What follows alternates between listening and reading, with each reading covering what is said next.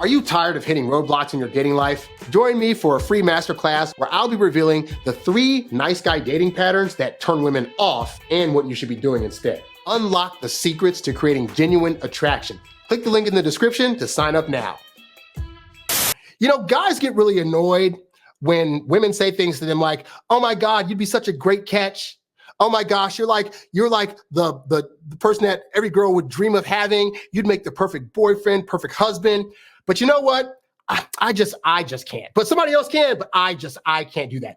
And that is a very frustrating thing, by the way. Ladies out there, please stop telling your guy friends that they're the greatest thing in the world, but that you just can't date them, because in their head, that now contradicts everything you're saying. But I get it. I get why you say it. And for the guys that don't understand why they say it, I want to do an analogy with you, okay? Well, it's not an analogy. I saw this movie yesterday. There's a movie out now called The Underdogs that is on Prime, Amazon Prime, and it stars Snoop Dogg as a washed-up football player who's been out of the game for 20 years, and now due to something that happened to him, he has to do like charity work. And so the charity work he decides to do after going out to his old neighborhood, where he's initially doing like picking up stuff from the park, is he sees these kids out there playing football and they're whack, they're horrible, right? And so he decides, hey, what'll be good for my image is if I coach some poor kids, because the media loves when rich celebrities help poor kids. I'm going to go ahead and like coach this team, and then next thing you know, I'll get some articles about me and blah blah blah. So you know how these movies work. He starts coaching the kids. At first, there's tension, and then over the course of the movie, you know, he starts to like the kids a bit more. He starts to teach them life lessons, and they teach him how to care also, and he reflects on how he used to be and all this other stuff, right? And then, of course, they have the other team that they start off with at the beginning that they're going against for the game, and then at the end of the movie, it's that same team again, only now they've grown as a team, and he's grown as a coach, and all this other stuff, right? So that's the movie. And so it's got Snoop Dogg in it, not a great actor.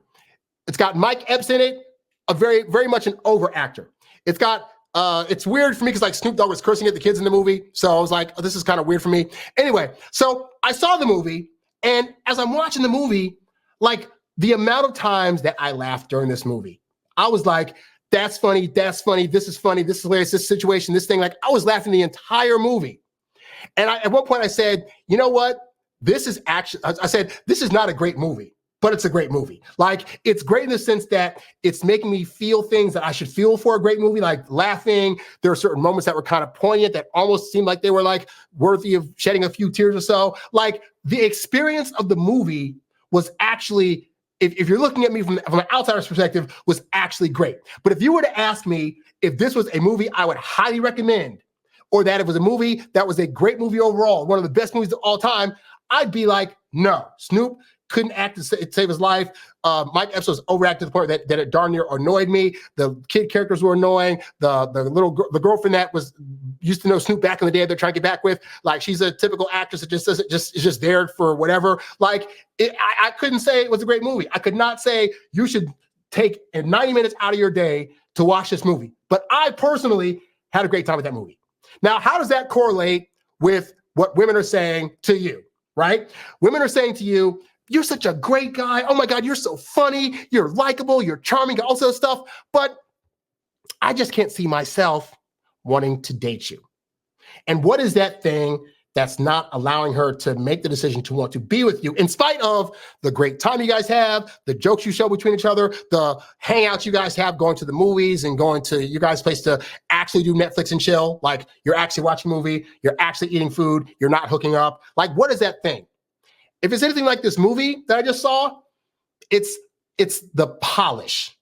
Like, this movie could have been so much better if the script had been tighter. Honestly, if Snoop had delivered his lines better, if it wasn't like saying MF every other word in the movie, which he does a lot of, like if the kids seemed like they were more believable, like there were just things that if they just polished it just a little bit, it would have been the perfect comedy to recommend. But now, and compare this to, I also saw American Fiction recently. American Fiction is one of those movies where it is not trying hard to make you laugh, and by default of that movie was also funny all the way through, but it was also well written. it was also well acted. It had some surprises in it that I was like, oh gosh, I actually did not see this coming.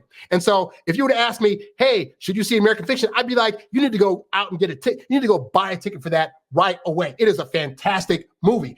That movie had a little polish to it that made it eons above and beyond the other movie I saw that also made me laugh, but I couldn't say was a great movie. And so you guy could simply be a woman's looking at you and realizing that, you know what, you actually had the makings and the characteristics of certain parts of things that women would actually want to be with, but for some reason, you're not fully developed yet. Maybe you don't know the right things to talk about. You don't know how to actually have flirtatious moments. You're not getting the hints that she's throwing initially that indicate that she might want to have you ask her for a date. Maybe your interaction is such that she's like, well, you know what? He really does remind me like my brother or my uncle, who I don't also want to date. Like, there are just things that while you have a lot of potential, you have undeveloped things about you that a woman's looking at like, he needs more time in the oven.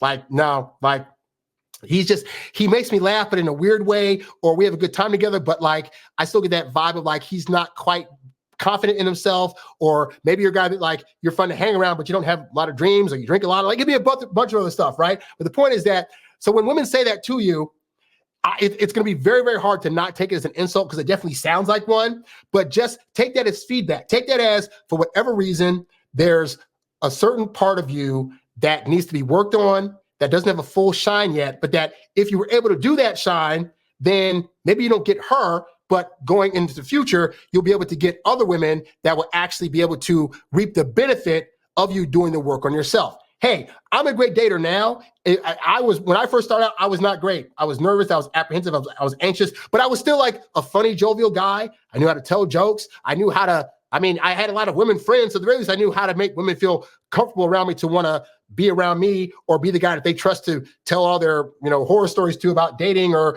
hey, if I'm in the club, oh, I'm going to come to you, Harry, and, some guy's bugging me, like I was that guy. So there was a level of trust there, but just at the time, for whatever reason, I wasn't projecting out that I was a guy that was going to be able to give them all they needed in a relationship context, And that's something that you got to observe. You got to be like, look, you can be mad at women all day. Women are going to choose who they choose, but part of that's going to be based on how you're presenting yourself to the world. And so there might be parts of you that need to be polished. I used to be a guy that was overly sarcastic. I had to learn to tone that crap down. I'm a guy that talks fast. I talk fast on this podcast or this show, and I learned that with women sometimes I got to slow it down a little bit. And so these aren't bad things. Like, these are just, again, this is going to hurt your feelings in the moment because you might really want that girl, but it could just be the feedback you need. And if you're taking your ego out of it and being willing to listen when women are saying these things, then you can make the necessary changes to where you're not the underdog in your own dating life. So I just wanted to point that out to you guys, that movie, again, I had such a good time watching that movie. I was like, I wish I could say this is a good movie,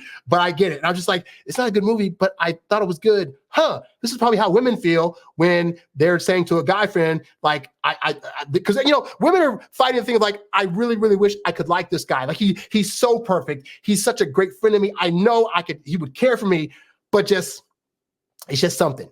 And so figure out what that something is, and you can have that friend or possibly anybody else, Just want to put that message out there for you guys. You's a bad boy, but you can't stop, won't stop. You a high-earning, high-value, high-class man. You a high-earning, high-value, high-class man. You a high-earning, high-value, high-class man. You a high-class man. You a high-class man. You a high-earning, high-value, high-class man.